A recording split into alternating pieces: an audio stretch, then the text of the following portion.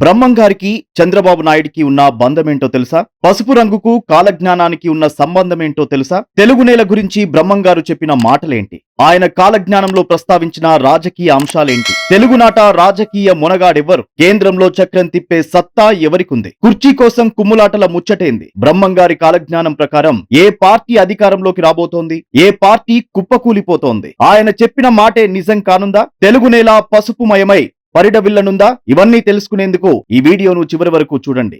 బ్రహ్మం గారి కాలజ్ఞానంలో చెప్పిన సంఘటనలు, సంగతులు ప్రపంచంలో ఎక్కడో ఓచట కనిపిస్తూనే ఉన్నాయి. వింత జీవులు కావచ్చు, విచిత్రమైన సంఘటనలు కావచ్చు, ఏదో సందర్భంలో గుర్తు చేస్తూనే ఉన్నాయి. ప్రపంచం నలుమూలలా ఆయన చెప్పిన అనేక సంఘటనలు జరిగిన ఆనవాళ్లున్నాయి. అంతెందుకు, సునామీ వస్తుందని ఏనాడో చెప్పిన బ్రహ్మం గారి మాట నిజమైన తర్వాత కూడా అనుమానం ఏముందిక?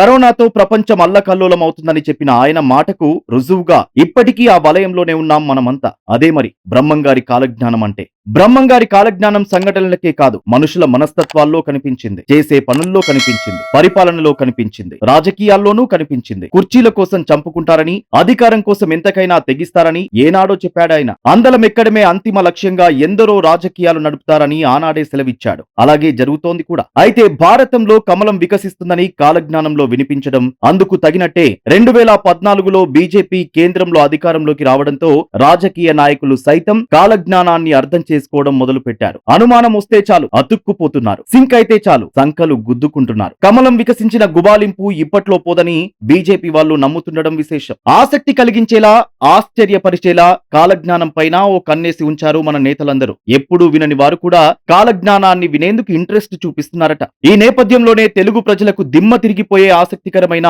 విషయం బయటికొచ్చింది. కరోనా కాలానంతరం తెలుగు నేల పసుపుమయమై పారాడుతుందంటూ బ్రహ్మం గారి కాలజ్ఞానంలో ఉందంటూ ఓ వార్త తెగ హల్చల్ చేస్తోంది. అది ఆ నోట ఈ నోట అందరికీ చేరి హాట్ టాపిక్ గా మారింది. ఆ వార్తతో రాజకీయ నేతలు ఎవరికి తోచిన విధంగా వారు విశ్లేషణలు చేస్తుంటే, మరికొందరేమో ఒక అడుగు ముందుకేసి దానికి ఉదాహరణలు చెప్తూ డీకోడ్ చేస్తున్నారు. తెలుగు నేల పసుపుమయమై పారాడుతుందంటే తెలుగుదేశం పరిపాలన రాబోతుందని వివరిస్తున్నారు. తెలుగు నేలపైన పసుపు అంటే తెలుగుదేశమే కదా అని టీడీపీ శ్రేణులు సంబరపడుతుండడం మరో విశేషం. ఏదేమైనా బ్రహ్మం గారి కాలజ్ఞానాన్ని సైతం రాజకీయాలకు అన్వయించుకుంటూ సంబరపడుతున్న నేతలను చూసి జనం ముక్కున వేలేసుకుంటున్నారు. ఈ వీడియో మీకు నచ్చినట్లయితే లైక్ చేయండి, షేర్ చేయండి, మా ఛానల్ ను సబ్స్క్రైబ్ చేసుకోండి.